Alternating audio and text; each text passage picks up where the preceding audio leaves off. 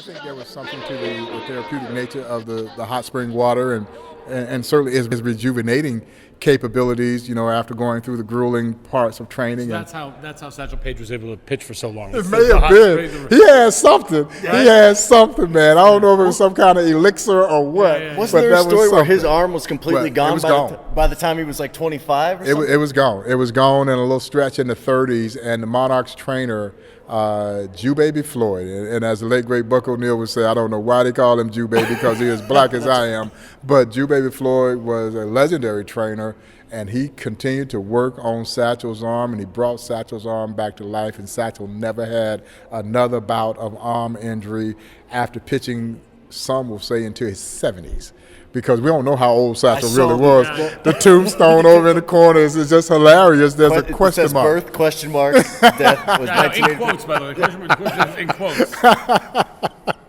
And I tell the kids, particularly young people, when they come here, and they say, it's not far-fetched that he wouldn't know how old he was. There were a lot of people who were born, particularly in the Deep South, who did not know how old they were because that birth record was typically kept. Everybody's born at home, and so that birth record was kept in the back page of the family Bible.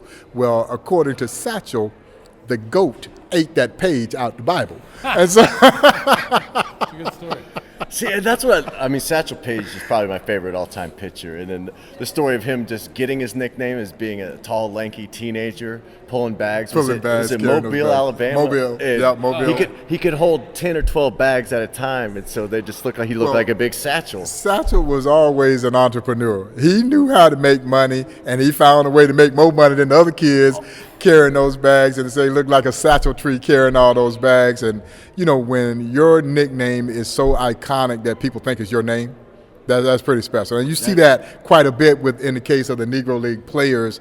People think that Satchel's name is really Satchel. When you say Leroy Page, they who are you talking about? Right. Yeah, because I don't know Cool Papa's real name. No, it's James. Most people don't. They think it's Cool Papa. I saw it on the plaques, and so when your nickname becomes that iconic, you're pretty special. That was certainly the case with the likes of Satchel Paige and Cool Papa Bell. Yeah. So you were saying right before we started, you were saying about how you were sort of becoming your own, as the museum, you're sort of your own worst enemy because as you popularize the stories, you're raising the value of the collectibles, and these go into private collections. So, what are your obstacles? What are you trying to what are your goals moving forward for exhibits or certain things, and what are some of your difficulties? Well, we got a lot of stories that we still want to tell. I tell aspiring filmmakers all the time when I go out to speak, if you are an aspiring filmmaker, you need to come here. Because there are some hidden treasures here that would make some amazing stories. Umpire right here. This looks like a great story. Exactly. You can't make this stuff up. No. And as the late great Buck O'Neil would say,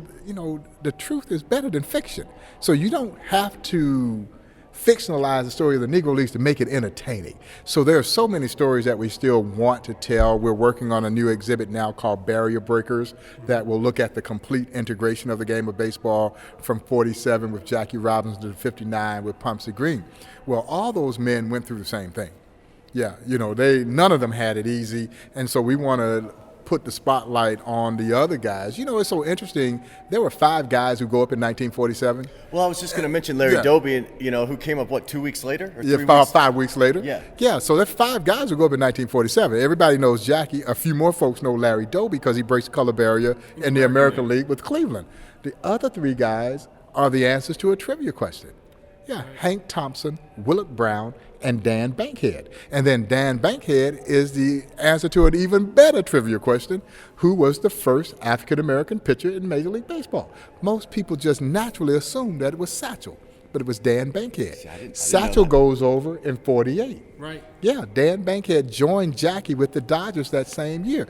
Those other guys Feller and the Indians the very next year. Okay. And Satchel goes 6-1 his rookie season at age 42, which means he likely was closer to 52. Right. Yeah, he's seen 42 a long time ago, man. And he goes 6-1 with a 2.4 ERA. And quite frankly, he gave up most of those runs that year, his first few outings out of the bullpen. When he got into the starting rotation, the old man was straight up dealing. Yeah, he was still nasty, and he didn't have his great stuff like he did when he was in the Negro Leagues in the height of his time in the Negro Leagues. but he could still get you out on guts and guile, savvy. And the one thing he never lost was the pinpoint control. Right. He could put it exactly where he wanted to. And like I said, even as an old man, he never lost that.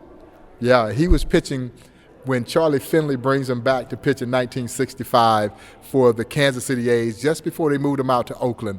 And Satchel pitches. He's reportedly 59 at that time, if you believe that he was born in 1906, which I absolutely do not. But anyway, he was supposedly 59 at that time. That's incredible. He pitches 3 shutout innings against your Boston Red Sox, giving up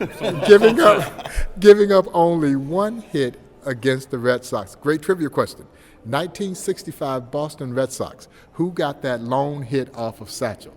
Hall of Famer, but it's not Ted Williams. Carl Yastrzemski. Yes, the only guy to get a hit off of Satchel at age 59, which means he could have been 69 years old. Yaz gets a double against the old man. Wow. Satchel leaves him at third, shut down everybody else over 3 remarkable scoreless innings. Rico Petrocelli was on that team. Yeah. And Rico and I were doing a radio interview. He does a little work for the Sirius XM Baseball Network. And so we were doing a radio interview celebrating 50 years of Satchel's amazing feat of accomplishing that.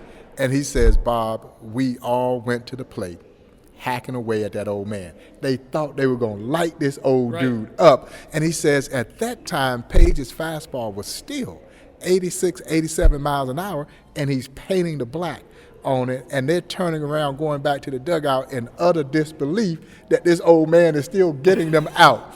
And what makes it even funnier, Satchel had faced Yaz's father 2 decades before that. Oh, wow. Wow.